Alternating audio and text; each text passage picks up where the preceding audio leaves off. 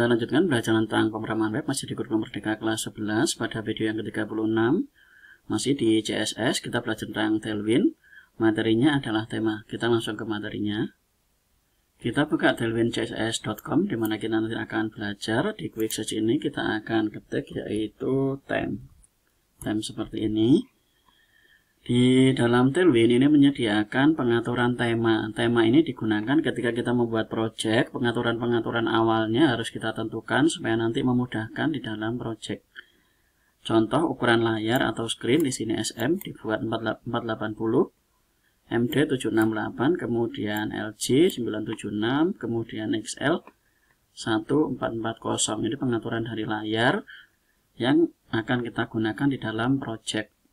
Kemudian penggunaan warna di dalam project yaitu color, kita kasih blue menggunakan hexa sekian, purple dan seterusnya. Kemudian font family menggunakan ini, kemudian extend ini juga ditambahkan untuk spasi 128 sama dengan 32 rm dan seterusnya. Kemudian untuk border radius ditambahkan ini. Ini adalah pengaturan tema. Kita akan taruh di dalam tailwind.config untuk pengaturan tema dari project kita. Kita akan copy mulai dari theme ini. Kita akan selesai sebelum tanda kurung kurawal 1. Jadi sisakan 1 karena yang satu punyanya modul export ini. Jadi kita klik kanan kemudian copy. Kita akan kembali buka di dalam VS Code-nya. Kita buka tailwind.config.js. Nah, di dalam sini kita akan gantikan theme. Theme ini akan kita ganti yang dari copy ini. Kita akan Ctrl V. Jadi ini kita akan blok dulu semua. Kemudian kita Ctrl V. Jangan lupa di bagian akhirnya kita kasih koma. Karena ini untuk memisahkan antara theme dan plugin. Jadi ada plugin yang nanti bisa kita pasang. Dan ini adalah theme yang akan kita pasang di dalam tailwind.config.js. Kemudian kita Ctrl S. Setelah kita selesai melakukan ini, kita akan lakukan build ulang. Jadi kita akan build ulang supaya output CSS yang kita gunakan di dalam project ini terisi. Jadi kita akan kembali lagi. Kita akan ke Tailwind-nya lagi. Di dalam Tailwind ini, kita ke Tailwind lagi. Kemudian kita lihat ke dalam doc. Nah, untuk membuild ulang, kita akan copy yang ada di dalam sini. Jadi ini kita klik di sini saja, copy. Kembali lagi ke dalam VS Code-nya, kita ke terminal, kemudian new terminal, kemudian kita akan paste di dalam sini dengan cara klik kanan, kemudian kita enter. Ini akan lakukan build ulang dari output CSS-nya. Nah, ini sudah rebuilding-nya. Kemudian berikutnya, kalau ini sudah selesai, kita bisa tutup, kemudian kita tutup. Kita akan lihat di dalam sini, di dalam div ini div kosong, tidak ada kelasnya, kemudian H1-nya juga kosong. Ini juga kosong. Kita akan tambahkan sebuah kelas di dalam sini, kelas. Kemudian ini teksnya kita akan atur ukurannya dengan 3XL. Kita Ctrl S.